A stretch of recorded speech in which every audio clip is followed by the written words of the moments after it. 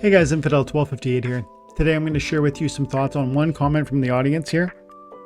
It's actually around card scarcity and the concerns around the card inflation that's going to come with new additions and how that will undermine the ongoing value of the cards that we are buying today or that we might buy in the future. I want to talk about this. I've talked about it before, but it bears repeating. And this is really important. If this game is going to be here for years to come, we need to know that the cards are going to hold value, or that they might even appreciate.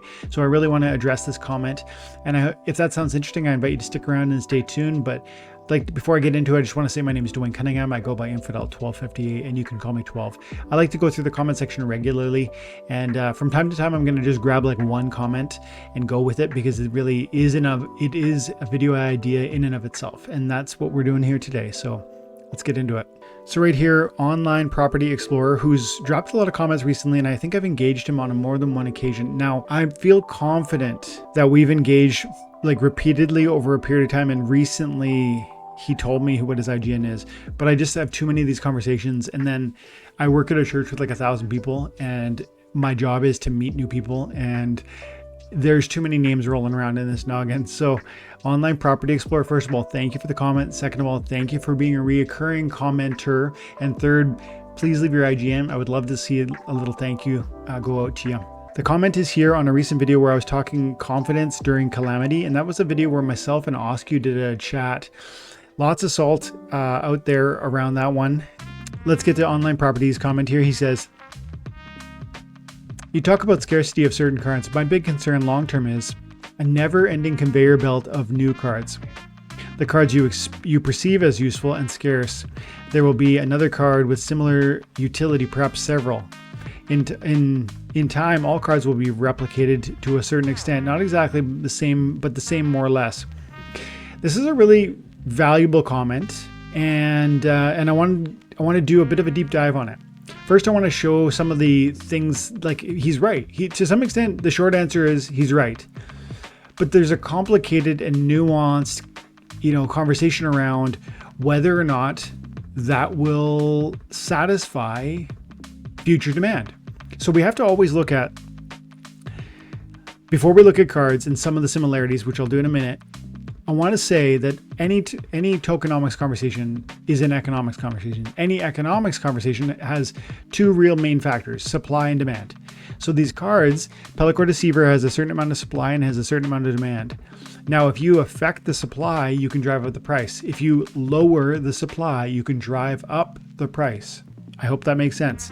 If you increase the supply somehow of Pellicore Deceiver, which shouldn't be possible, but if you did, you would decrease the price, because there'd be less need for any one of these units.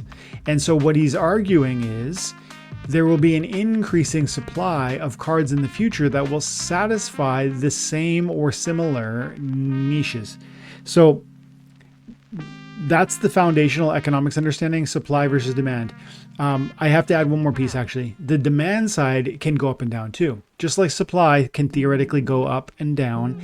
And he's saying, what if the card supply goes up? Well, I'm going to say, what if the demand goes up? That's the other lever that we have to recognize in this conversation. It's not just, are they going to produce another card that is like the Pellicore Deceiver? Because if they produce another card that's exactly like this card, and it's for the Death Splinter, and it's melee focused, and it's got maybe similar stats, and which they have done in the past, and we can look at some examples in a minute, then you're right. Theoretically, this card will become less valuable, because it's no longer, at some point, this card will be no longer in Modern, and there might be a new version that is available in Modern and can simultaneously also play in the Wild. And so it carries all of the Pellicore Deceiver's maybe functionality or utility, maybe. Let's look at some examples in a minute. But it's not just about supply, it's also about demand. If we have a radically increased player base, which is conceivable, and I think Online Property, I forget the full name of your account, but you probably agree that at least theoretically, we could see a substantial player base increase. If you would agree with that, then you have to recognize that those are two levers that will affect the same conversation, price of cards. Now, Let's look at some examples, because he's definitely right that can happen, and it even has happened. If we look at, for instance, the blue team, this has been replaced. There used to be Saber Shark is a sneak. I won't pull up every card because I'm going to rip through several of them here. But Saber Shark is a beta, I think. It's an older wild card that is a sneak attack, 3 mana, 3 melee. At the highest levels, it's a 3, I think it's a 3 or 4 melee. It's got sneak attack. It's a little bit slower. It's got about the same amount of hit points. It's roughly the same card, only Pelacor Bandit is better. So this card was objectively better. It had flight and I think maybe 1 more speed. And so it's a very similar card. It's even from the same splinter. It's even the same mana. It's even the same, type of attack. And yet this one was better because it played in the Modern League, or is currently playing in the Modern League, and it has flight. And so that's one example, but then there's many examples. If we look at the Vampire Bat, is very much like the Cockatrice. Well, actually Cockatrice is a neutral card, but they're very similar. Flight, dodge, little minor hit points, low mana, melee damage, high speed. The Venari Scout reminds me a little bit about the Screeching Vulture. 3 cost, opportunity, good speed, decent amount of hit points, 3 melee damage. Antoid Platoon is a lot like the Antoid Army, or Ant. There it is, Ant Miners. Ant Miners is an old reward card. And Antoid Platoon is a Chaos Legion card. Now this is a beefed up version. I actually like that, where we see thematically the same principle, but then it's expanded on. So they have different stats, but they're similar. Like they both have shield. They both have a bit of armor and hit points. I think they both have scavenge. Yeah, they do at the highest levels. So that's kind of cool though, because they're similar but different. Let's give a couple more examples. Right now we're only kind of looking at commons. Commons and rares. I'm seeing a few, like the Crystal Jaguar and the what's that other one? Crystal, it's a 3. You know what? If we quickly look, if I go like this and I look at Splinter specific, Crystal Werewolf, Thorns, melee, relatively low mana cost. Different enough, perhaps, right? Different enough, but 4 mana versus the other one was 3. The other one has silence. They both have thorns. This one has retaliate. This one has a bit of armor. But you can see his point. And I think I just barely scratched the surface of some of the similarities. Gelatinous Cube is a lot like maybe Bakjira, or Almo Cambio served a very similar niche to what is now the Grimbarden Smith. These are different in many significant respects. Maybe, for instance, Gelatinous Cube is a neutral card. Bakjira is a water splinter card. Almo Cameo is a fast, evasive main, like off tank. But then Grimbarden Smith is a slow, indestructible or very resilient off tank. And so they're very similar in sort of how you might play them, even though they have unique stats and abilities.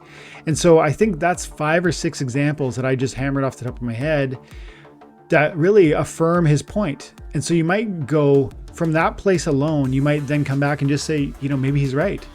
Ultimately, why would I want a Gelatinous Cube when I can now have a Bakjira? And why would I want a Bakjira in 2 years' time when there's something new that will scratch that similar need or itch?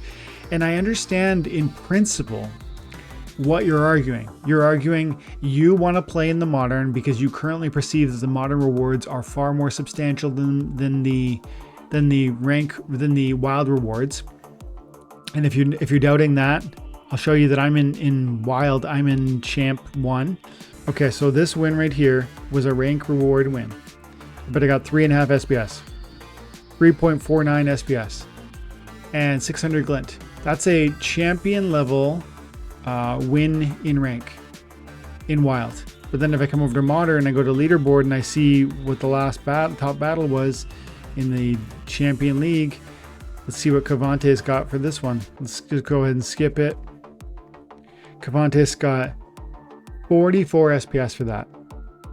Massive differentials. And so the commenter is in some degree, Online Property Explorer is to some extent making the point that modern is far more rewarding. And so we are always going to want to be in modern, and therefore you will abandon old cards. And there's just a number of assumptions that are wrapped up in that. And I am going to move a bit quicker through some of those, and then we'll conclude. But I want to point out that you're assuming that there will always be there'll be a massive, like let's say a 10 or 12 differential, 12x differential on the SPS payouts between modern and wild. Do we really believe that's true? You know, if there are even probably 5,000 new accounts, humans, if there are 5,000 new humans that were playing this game, do you think they're going to play in wild or are they going to play in modern? If the SPS is 12x better in modern than it is in wild, are new players going to play in modern or are they going to play in wild? And I want to say also that I know modern is harder, but even to get into harder from a perspective of like being at the top, the tippy top, and you do need a substantial deck, but you need a substantial deck to play in wild, to be in like champion, to be getting 3. And so that differential is going to draw people into modern. Plus you don't need all of the cards. You just need those more recent sets. Now it's not cheap exactly either, but if 5,000 accounts, what I'm talking about, I'm not talking about 50,000. I'm not talking about 500,000 new accounts. I'm talking about 5,000 accounts. And I think that sort of demand is possible and would be significant. And that would be a driving force. That would probably be literally a doubling of the real human players that are present in this game. A doubling. And it's such a small number. 10,000 could be doable. 50,000 could be doable. But 5,000 new accounts rolling around in modern, chasing after those rewards. And I think you would see significant card utilization. And so you might argue then, yeah, okay, yeah, I get that. That's possible, and I could see that. But those people are going to buy modern cards, not wild cards. But then hang on. What happens if that starts to be the case where there's that many more there's a dramatic influx, what would be essentially probably a doubling or maybe even a 10x of the player base within modern, real human player base, 10xing in modern? What would happen to wild? Because do you see how these are connected?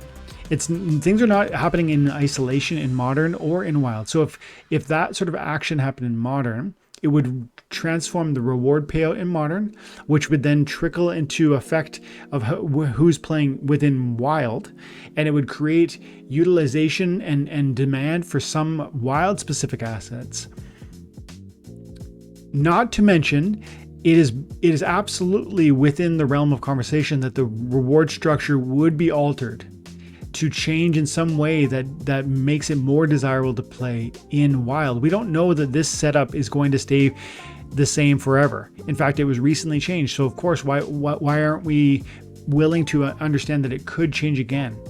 Then you have things like, you have other considerations such as, there's tournaments that are specific or guild brawls that are specific to wild function. So maybe some of those cards are desirable for those purposes. Plus land is going to be growing in its usefulness and its functionality. I guess the underlying question is, do you or do you not agree that the game will grow in its diverse options of how you can use the card assets? And do you agree or not that along with that growth of play experience, that we will eventually command a larger player base, and that will have an implication for the card assets that we own? And by the way, if there is an isolation of sort of modern assets going up, I think there's a trickle down that happens in the wild assets. And I think also as we expose ourselves to more and more players, you find yourself finding collectors. Not everybody plays strictly to extract the most they can from the game. So I feel like there's a lot of different talking points in there, and I want to boil it down and simplify it to two key considerations. The first is that, again, right back to the beginning, a conversation around card assets and their future price has not just to do with supply, but also with demand. And the second piece I want to reiterate is that these are moving targets. How we think of modern as the creme de la creme currently. But I just outlined a few different reasons why modern might itself change because of player growth in that league. And that would then have a trickle down effect onto wild. And the player base growth generally could do some interesting and radical things. Plus the game development growth could do some radical things to the utility and functionality and the usefulness and therefore the price points of the card assets that you're thinking will one day be antiquated. And so it's definitely a complicated conversation. And I'm not exactly saying I can prove you wrong. I'm just articulating an argument as to how it's conceivable that it's not as negative an outlook as you might imagine, or as maybe you're implying. You are saying essentially that you just find it hard to believe. I'm not saying I don't read in your comment, a severe doubt that cars will fail to appreciate. I see a very nuanced comment about I'm concerned about the card inflation, even new additions impacting the future price of my older cards. You don't say that you think it's broken. You don't say it's never going to happen. You just say, I'm just concerned about it. And I love that attitude. Thank you for the comment. I hope something I said in there doesn't maybe disprove what you were thinking, but maybe gives you a different angle on it. That's how I think about it. And frankly, it has to always come back to the game. If the game is fun and if it's going to have a future, that foundation gets me to a place maybe years down the line where what I'm describing can be possible. Because I'm not talking days, weeks, months. I'm absolutely looking years into the future. And hopefully we're both here and we can enjoy that at that time. Thanks so much, Online Property Explorer, and everybody else for your comments and your questions. Have an amazing day. God bless.